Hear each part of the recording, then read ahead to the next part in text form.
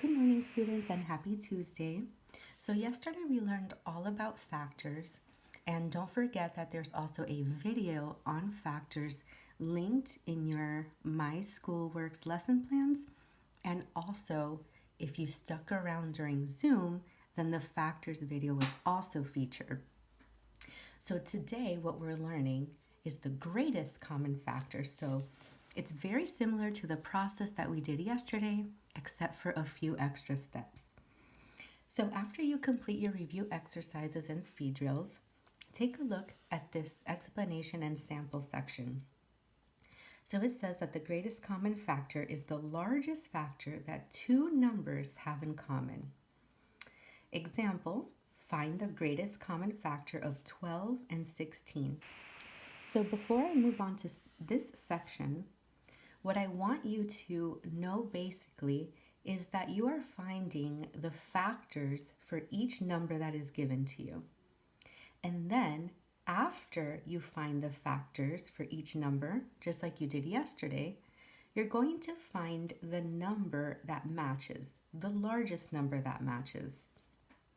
So, for example, for the factors of 12, well, we did this yesterday.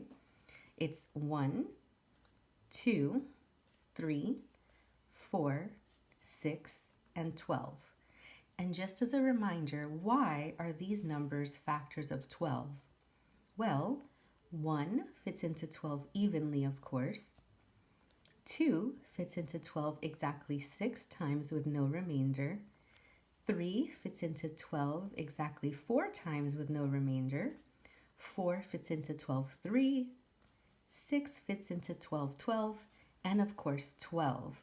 And as we went over yesterday, each number has a factor of 1 and a factor of itself. So after we found the factors for 12, we go on to 16, and we find the factors for 16, which are, as you can see, 1 and 16 for sure, and then 2, because it fits into 16 exactly 8 times, 4 because it fits exactly 4 times, 8 because it fits exactly 2 times.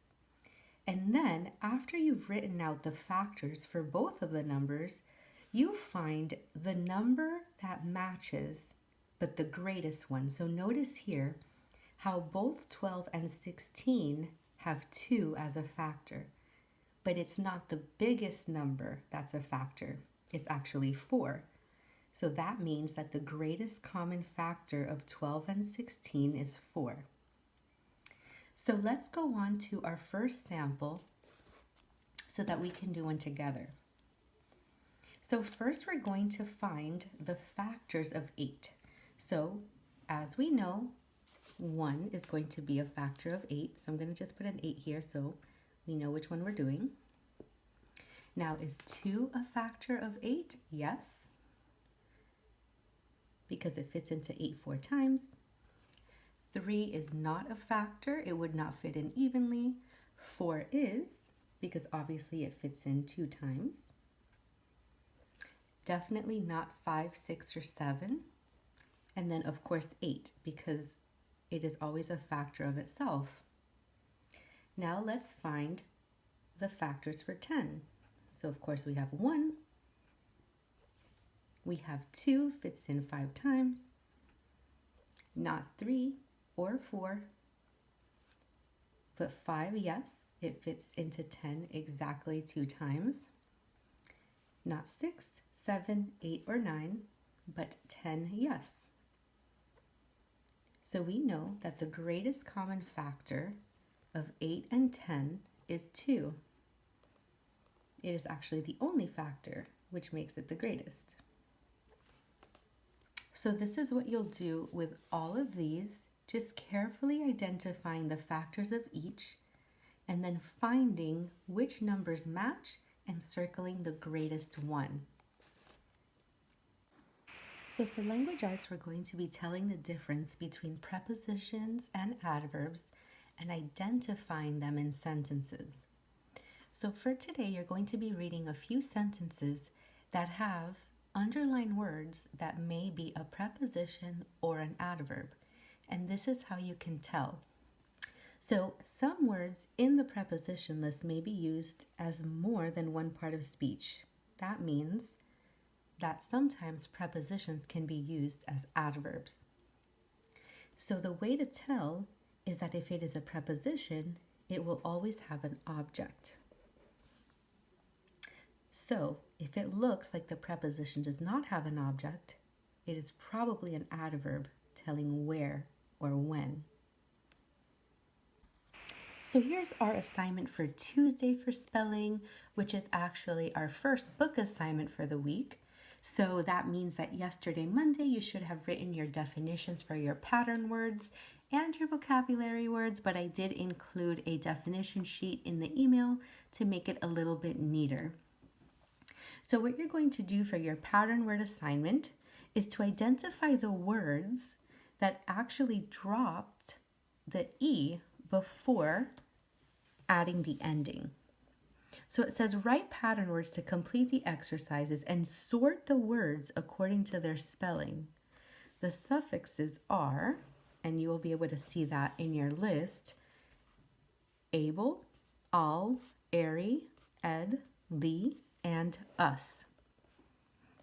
So it says for numbers 1 through 7, the words that drop a silent E before the suffix. And I'm going to give you an example of what that means. So if we have the word refusal and the suffix is "o," like here, so we'll be looking at these suffixes, decide whether if you take the suffix off, if that root word should have an E at the end. And in this case, this would be the root word refuse. So yes, the word refuse does have an E at the end, and they did drop it before they added the AL. So you would be putting refusal in these 1 through 7 blanks. Then, when you're done, you will be left with the words that do keep the E at the end, like actively. And an easy way to kind of decide which ones don't drop the E is to find the suffixes, the ones that are listed here in your words, and if there's an E in front of it towards the end, that means it wasn't dropped. So after you do that, put them in numbers 8 through 12, the words that do have an E before the suffix. Then you can go back and decide which ones did drop it.